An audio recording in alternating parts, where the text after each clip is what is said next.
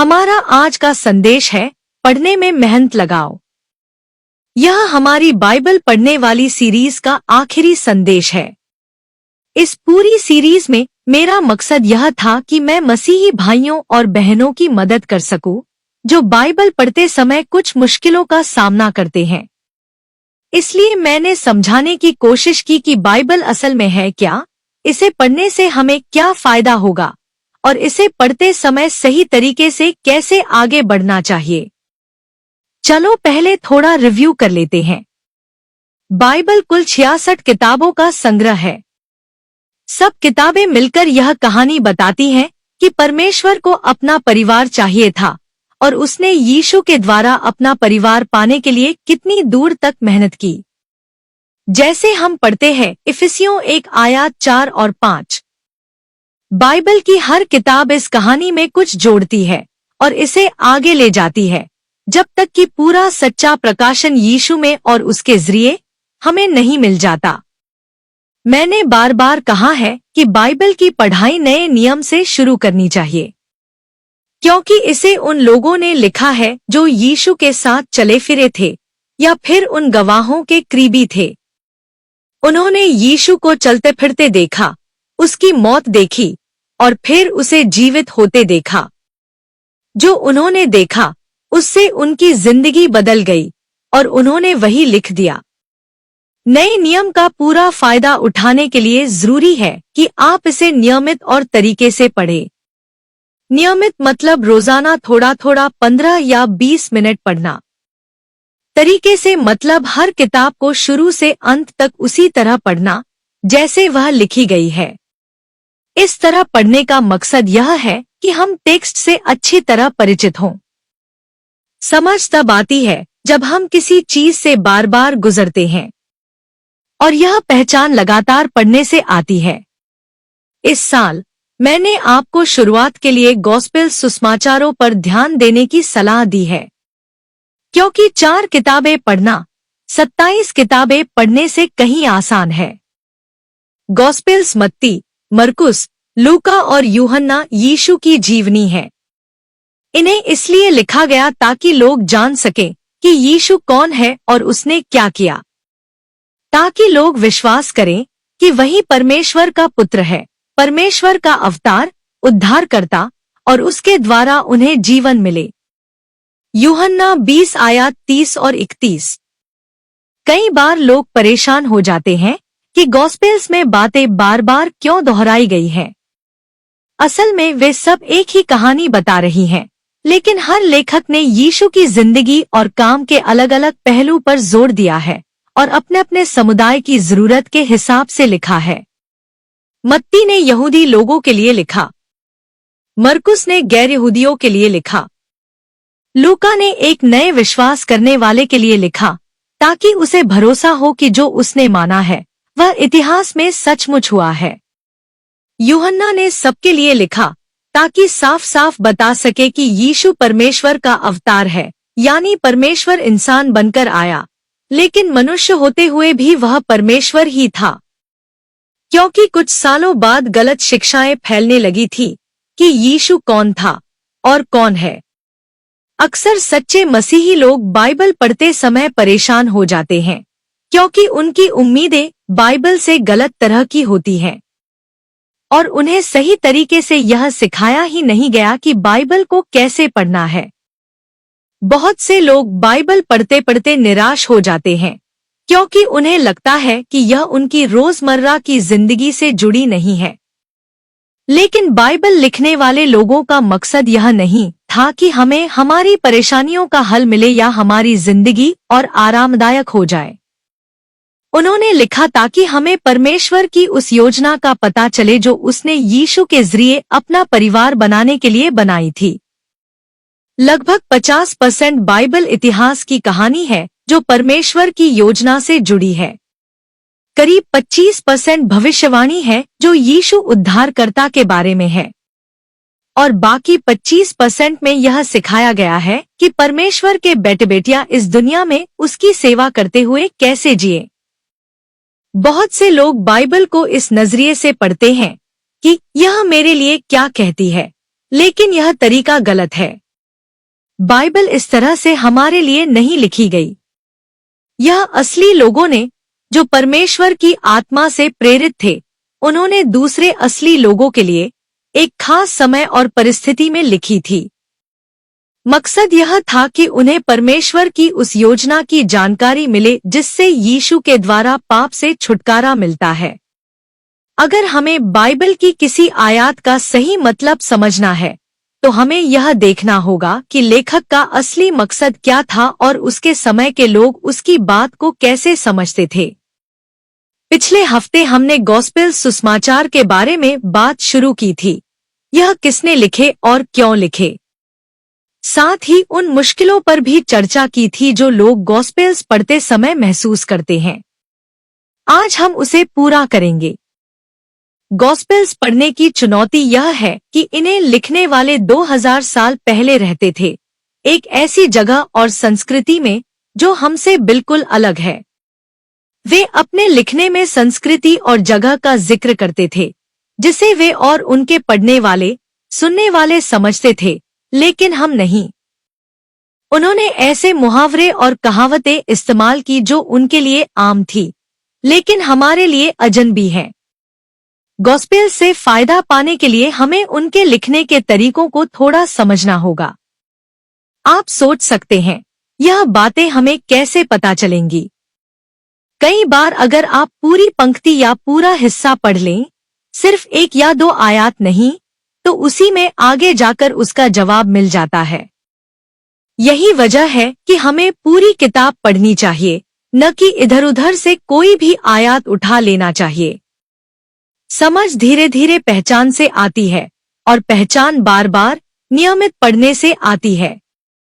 साथ ही किसी अच्छे बाइबल शिक्षक से सीखना भी बहुत मददगार होता है। शुरू में अगर कुछ समझ न आए तो चिंता मत करो। हो सकता है कि जो हिस्सा समझ नहीं आ रहा वह उस समय की संस्कृति या कोई ऐसा मुहावरा हो जो हमें नया लगता है। बस पढ़ते रहो। परमेश्वर से प्रार्थना करो कि वह तुम्हें बाइबल में यीशु को देखने में मदद करे, वह कैसा है और वह क्या करता है। याद रखो, तुम बाइबल इसलिए पढ़ रहे हो ताकि लिखे हुए वचन के जरिए जीवित वचन यानी यीशु को जान सको। यीशु ने खुद कहा था कि शास्त्र मेरे बारे में गवाही देते हैं, जैसे हम पढ़ते हैं यूहन्ना 5:39। यीशु की बहुत सी शिक्षा दृष्टांतों या छोटी छोटी कहानियों के रूप में थी। इनमें उसने अपनी बात समझाने के लिए उन्हीं चीजों के उदाहरण दिए जिन्हें लोग रोजमर्रा की जिंदगी में जानते थे। जैसे एक बार जब उससे पूछा गया कि फरीसी लोग तो अक्सर उपवास करते हैं, लेकिन तेरे चेले क्यों नहीं करते, तो यीशु ने जवाब दिया कि कोई नया दाखरस पुराने मशकों में नहीं डालता। मत्ती 9:17। उस समय दाखरस भेड़ या बकरी की खाल से बने मशकों में रखा जाता था। जब दाखरस खमीर उठाता था तो फैलता था। नए मशक खिंच जाते थे और फटते नहीं थे, लेकिन पुराने मशक फट जाते थे। यीशु यह कहना चाहता था कि वह एक नई राह, नया वाचा लेकर आया है, जिसे पुराने तरीकों, पुराना वाचा में नहीं समेटा जा सकता। अपनी शिक्षा से यीशु धीरे धीरे अपने लोगों को आने वाले समय के लिए तैयार कर रहा था। उसकी बलिदानी मृत्यु ही वह रास्ता खोलेगी जिससे विश्वास करने वाले लोग पवित्र आत्मा को पाएंगे और नए जन्म के द्वारा सचमुच परमेश्वर के बेटे बेटियां बन जाएंगे। यूहन्ना 1:12 और 13। यीशु के हर दृष्टांत में एक ही मुख्य बात होती थी, जो उसी समय सुनने वाले लोगों के लिए थी। बाकी छोटी छोटी बातें उतनी जरूरी नहीं होती। जैसे यीशु ने 10 कुंवारियों और दीपकों का दृष्टांत सुनाया, मत्ती 25:1 और 13। हम अक्सर छोटी छोटी बातों पर ध्यान देने लगते हैं और असली बात मिस कर देते हैं। जैसे 10 ही क्यों थी? तेल का मतलब क्या है? लेकिन उस समय जिन्होंने यीशु को सुना, उन्होंने ऐसे सवाल नहीं पूछे, क्योंकि उस समय का संदर्भ साफ था। यीशु ने इसके पहले बहुत सारे चिन्ह बताए थे, जिससे पता चलेगा कि उसका दूसरा आगमन करीब है। और फिर उसने दृष्टांत सुनाए ताकि अपने चेलों को समझा सके, तैयार रहो, विश्वास योग्य बने रहो और वही करो जो मैंने तुम्हें करने के लिए कहा है। मत्ती 24 आयत 25। कई बार लोग गॉस्पेल सुसमाचार पढ़ते समय उलझ जाते हैं। उन्हें कुछ बातें या तो गलत लगती हैं या फिर ऐसा लगता है कि यीशु का स्वभाव प्रेम से अलग दिख रहा है। लेकिन असल में ऐसा नहीं है। यह इसलिए होता है क्योंकि हम पहली सदी के इस्राएल की संस्कृति को ठीक से नहीं समझते। उदाहरण, मत्ती 13 आयत 31 और 32। यीशु ने कहा कि राई का दाना सबसे छोटा बीज है, लेकिन यह इतना बड़ा पेड़ बन सकता है कि पक्षी उसमें घर बना सकते हैं। अब सवाल यह है कि राई का दाना दुनिया का सबसे छोटा बीज तो नहीं है। लेकिन यीशु दुनिया के हर बीज की बात नहीं कर रहे थे। वह यहूदियों से बात कर रहे थे और उनके लिए राई का बीज सबसे छोटा बीज था जिसे वे अपने खेतों में बोते थे। इस्राएल में राई की 2 किस्में जंगली उगती हैं और एक किस्म को मसाले के लिए उगाया जाता था। यह सचमुच इतना बड़ा हो सकता है कि पक्षी उसमें बसेरा कर लें। कुछ राई के पौधे 10 फीट तक ऊंचे पेड़ जैसे हो जाते हैं। लूका 14 आयत 26। यीशु ने कहा कि अगर कोई मेरा चेला बनना चाहता है तो उसे अपने माता पिता, पत्नी, बच्चों और भाई बहनों से बैर करना होगा। लेकिन यीशु ने यह भी कहा था कि हमें अपने दुश्मनों से भी प्रेम करना है। तो यह विरोधाभास क्यों लगता है? यहाँ यूनानी भाषा का बैर शब्द का असली अर्थ है कम प्यार करना। मत्ती की किताब में यीशु ने यह और साफ कहा है, जो अपने माता पिता या किसी और से मुझे से ज्यादा प्यार करता है वह मेरा चेला बनने के योग्य नहीं है। मत्ती 10 आयत 37। यानी यीशु यह नहीं कह रहे थे कि परिवार से नफरत करो, बल्कि यह सिखा रहे थे कि हमारे दिल में उनका स्थान सबसे ऊपर होना चाहिए। यीशु अपने आप से विरोध नहीं कर रहे थे। वह बस यह बात साफ कर रहे थे कि उनके चेलों के दिल में सबसे बड़ा मकसद यही होना चाहिए कि वे हर हाल में उन्हें माने और उन्हें प्रसन्न करें। मत्ती 8 आयत 21 और 22। जब यीशु के पीछे चलने की बात हो रही थी तो एक चेले ने कहा, पहले मुझे अपने पिता को दफना लेने दो। यीशु ने जवाब दिया, मरे हुओं को अपने मरे हुओं को दफनाने दो। इसका मतलब यह नहीं था कि यीशु बेरहम है या वह चाहते थे कि कोई अपने पिता का दुख न मनाए। उस समय पिता को दफनाना एक कहावत थी। इसका मतलब था, मुझे अपने माता पिता की जिम्मेदारियां पूरी करनी है और जब तक वे जिंदा हैं मैं घर नहीं छोड़ सकता। यानी उस आदमी का पिता अभी मरा नहीं था। यीशु कह रहे थे कि मेरा चेला बनने की कीमत यह है कि मैं, तुम्हारा प्रभु और स्वामी, तुम्हारी जिंदगी में सबसे पहले रहूं। एक और समझ, उस समय जब कोई मरता तो शरीर को कब्र में रखते थे। 1 साल बाद रिश्तेदार फिर आते, हड्डियां निकालकर एक छोटे बक्से में रखते ताकि कब्र खाली हो सके। यीशु शायद यह कह रहे थे, तुम्हारे पिता की हड्डियां कोई और इकट्ठा कर ले, तुम मेरे पीछे आओ। मत्ती 24 आयत 34। यीशु ने अपने आगमन के बहुत से चिन्ह बताए और कहा, यह पीढ़ी नहीं बीतेगी जब तक ये सब बातें पूरी न हो जाए। बहुत से लोग इस आयत से उलझ जाते हैं क्योंकि तब से अब तक कई पीढ़ियां बीत गईं और यीशु अभी तक लौटे नहीं। यहाँ यूनानी भाषा का पीढ़ी शब्द जाति या लोगों का समूह भी हो सकता है। मत्ती 17 आयत 17, लूका 16 आयत 8, फिलिप्पियों 2 आयत 15। यीशु यह कह रहे थे कि यहूदी जाति जिनसे वह बात कर रहे थे उनके लौटने तक खत्म नहीं होगी। एक और व्याख्या यह है कि वह पीढ़ी जो इन चिन्हों की शुरुआत देखेगी वही इन सबका पूरा होना भी देखेगी। यानी किसी भी हाल में यह कोई गलती या विरोधाभास नहीं है। आखिरी महत्वपूर्ण बात, इस सीरीज को खत्म करने से पहले एक जरूरी बात और है। यह सीधे पढ़ने के तरीके से जुड़ा तो नहीं, लेकिन उतना ही अहम है। आप नए नियम पर भरोसा कर सकते हो।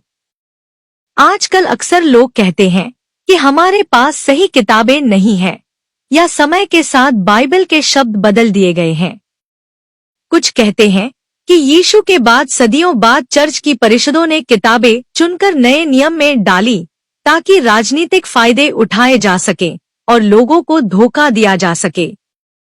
लेकिन सच्चाई यह है कि किसी ने किताबें चुनी नहीं थी। यह सोच गलत है। हमें पता है कि शुरू से ही मसीही लोग कुछ खास लेखों को आधिकारिक मानते थे। आधिकारिक का मतलब है वे सीधे यीशु के मूल प्रेरितों से जुड़े हुए थे। हमें यह बात शुरुआती चर्च के फादर्स से पता चलती है। ये वही लोग थे जिन्हें मूल प्रेरितों ने खुद सिखाया, और जब प्रेरित मर गए तो ये अगली पीढ़ी के अगुवे बन गए। मतलब साफ है, नए नियम की किताबें शुरू से ही मसीही कलीसिया द्वारा असली और सच्ची मानी गई थी। इन्हें किसी ने बहुत देर बाद राजनीतिक कारणों से नहीं चुना। शुरुआती मसीही अगुवों और दूसरे लेखकों ने कलीसिया, उसकी प्रथाओं और उसकी शिक्षाओं के बारे में बहुत कुछ लिखा। उनके सारे लेख ईस्वी सन 325 तक लिखे गए आज भी मौजूद हैं और अंग्रेजी में अनुवादित हो चुके हैं।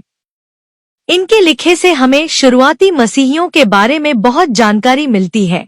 वे क्या मानते थे और कैसे जीते थे। उन्होंने यह भी साफ किया कि कौन सी किताबें आधिकारिक मानी जाती थीं, यानी वे किताबें जिनका सीधा संबंध किसी प्रेरित से था। कलीसिया की परिषदें प्रेरितों के बाद कई सदियों में अलग अलग परिषदें बुलाई गईं। उनका मकसद यह नहीं था कि कौन सी किताबें बाइबल में रखी जाए, बल्कि असली मकसद यह था कि जो शिक्षाएं फैलाई जा रही थीं, उनमें झगड़े और विवाद न रहें। नाइसिया की परिषद डी 325, यह परिषद इसलिए बुलाई गई थी कि आर्यनवाद नाम की एक झूठी शिक्षा का समाधान किया जा सके। आर्यस उत्तरी अफ्रीका का एक कलीसिया अगुवा था। उसने सिखाना शुरू किया कि यीशु भले ही दुनिया का सृजनहार है, लेकिन वह खुद भी एक रचा हुआ प्राणी है, इसलिए वह असली परमेश्वर नहीं है। इस झूठी शिक्षा से बहुत लोग उसके पीछे लग गए और कलीसिया में बड़ा विवाद खड़ा हो गया। सम्राट कॉन्स्टेंटाइन डी 324 में कॉन्स्टेंटाइन रोम का सम्राट बना। उसने खुद को मसीही कहा क्योंकि उसने मसीही परमेश्वर से प्रार्थना की और युद्ध में विजय पाई। उसका विश्वास कितना सच्चा था यह अलग विषय है, लेकिन इतना पक्का है कि उसने मसीहियों पर होने वाला रोमी उत्पीड़न खत्म कर दिया। सम्राट होने के नाते वह पहले मूर्ति पूजक धर्म का मुखिया था और मानता था कि लोगों और उनके देवताओं के बीच अच्छे संबंध बनाए रखना उसकी जिम्मेदारी है। जब वह मसीही बना तो उसने अपने आप को मसीही साम्राज्य का भी वैसा ही जिम्मेदार माना। नाइसिया परिषद कैसे बुलाई गई? जब कॉन्स्टेंटाइन को पता चला कि उसके साम्राज्य के पूर्वी हिस्से में आर्यनवाद को लेकर बहुत झगड़े हो रहे हैं, तो उसने आदेश दिया कि एक परिषद बुलाई जाए और यह मामला सुलझाया जाए। इसलिए चर्च के अगुवे इकट्ठा हुए नाइसिया नाम के गांव में, जो उत्तरी एशिया माइनर में था और आज तुर्की के इज़्निक शहर का हिस्सा है। मतलब साफ है, चर्च परिषदें किताबें चुनने के लिए नहीं, बल्कि गलत शिक्षाओं को सुलझाने और सच्ची शिक्षा की पुष्टि करने के लिए बुलाई गई थी। नाइसिया की परिषद, इस परिषद ने यह ऐलान किया कि यीशु और पिता परमेश्वर एक ही दिव्य रूप हैं। उस समय एक विश्वास पत्र लिखा गया, जिसे आज भी नाइसिन क्रीड के नाम से इस्तेमाल किया जाता है। ध्यान रहे, इस परिषद का बाइबल की किताबें चुनने या हटाने से कोई लेना देना नहीं था। क्या हमारे पास असली किताबें हैं? अब सवाल उठता है कि भले हमारे पास सही किताबें हों, लेकिन हमें कैसे यकीन हो कि उनमें लिखे शब्द आज भी वही हैं जो शुरू में लिखे गए थे? कहीं 2000 साल में लिखावट बदल तो नहीं गई? नए नियम की मूल पांडुलिपियां हमारे पास नहीं है। वजह यह है कि वे पपीरस और जानवरों की खाल जैसी चीजों पर लिखी गई थी, जो समय के साथ खराब हो जाती हैं। हमारे पास केवल प्रतियां, कोपिस हैं। सवाल यह है कि ये प्रतियां कितनी भरोसेमंद हैं। कुछ सबूत बताते हैं कि प्रेरितों द्वारा लिखे गए मूल दस्तावेज दूसरी सदी के आखिर तक मौजूद थे। ईस्वी 180 के आसपास चर्च फादर टर्टुलियन ने लिखा, जो लोग जिज्ञासा रखते हैं वे प्रेरितों की कलीसियाओं में जाकर देखें, जहां उनके असली लेख आज भी पढ़े जाते हैं। और फिर उन्होंने वे शहर गिनाए जहां प्रेरितों ने अपने पत्र भेजे थे। प्रतियों की भरोसेमंदी कैसे जांची जाती है? 3 बातों पर ध्यान दिया जाता है। कितनी प्रतियां मौजूद हैं, ताकि उनकी तुलना की जा सके कि वे एक जैसी बात कहती हैं या नहीं। ये प्रतियां असली लिखावट से कितने समय बाद बनी? जितना कम समय अंतराल, उतना कम बदलाव का खतरा। नए नियम की पांडुलिपियां। अब तक 24,000 से ज्यादा पांडुलिपियां पूरी या आंशिक मिल चुकी है। इनमें से सबसे पुरानी यूहन्ना की सुसमाचार का एक छोटा टुकड़ा है, जो असली लिखावट के सिर्फ 50 साल बाद का है। नया नियम डी 50 और 100 के बीच लिखा गया। हमारे पास लगभग 6,000 पांडुलिपियां हैं, डी 130 से पहले की हैं, यानी सिर्फ 50 साल का अंतर। अन्य प्राचीन किताबों से तुलना। होमर की इलियड लिखी गई 800 BC में। पांडुलिपियां 1800 से ज्यादा। प्लेटो की रचनाएं लिखी गई 400 BC में। पांडुलिपियां 210। सबसे पुरानी कॉपी डी 895। लेकिन कोई इन किताबों पर शक नहीं करता। नए नियम की प्रतियों में फर्क। हाँ, कुछ अंतर जरूर मिलते हैं। कुल मिलाकर लगभग 8% अंतर है। लेकिन ज्यादातर अंतर बहुत छोटे हैं, जैसे शब्द बदलना, वर्तनी की गलती, और असली संदेश या शिक्षा में कोई फर्क नहीं पड़ता। लिखने वालों की गलतियां। जो लोग बाइबल की प्रतियां हाथ से लिखते थे, उनसे कभी कभी गलतियां हो जाती थी। ज्यादातर गलतियां बस वर्तनी, व्याकरण की होती थी। कभी कोई शब्द छूट जाता, उल्टा लिखा जाता, या गलती से 2 बार लिख दिया जाता। ये गलतियां आसानी से पहचानी जा सकती हैं, और इनसे बाइबल के असली मतलब पर कोई असर नहीं पड़ता। कभी कभी कोई लेखक 2 अलग अलग सुसमाचारों में लिखी एक ही घटना को मिलाने की कोशिश करता था, या कोई नया विवरण जोड़ देता था जो उसे पता था पर मूल लिखावट में नहीं था, या अर्थ को और साफ करने के लिए अपनी तरफ से व्याख्या जोड़ देता था। लेकिन यह हमेशा सही नहीं होता था। ऐसी बदलावियां बहुत मामूली है। ये न तो कहानी बदलती हैं और न ही मसीही धर्म की किसी बड़ी शिक्षा को छूती हैं।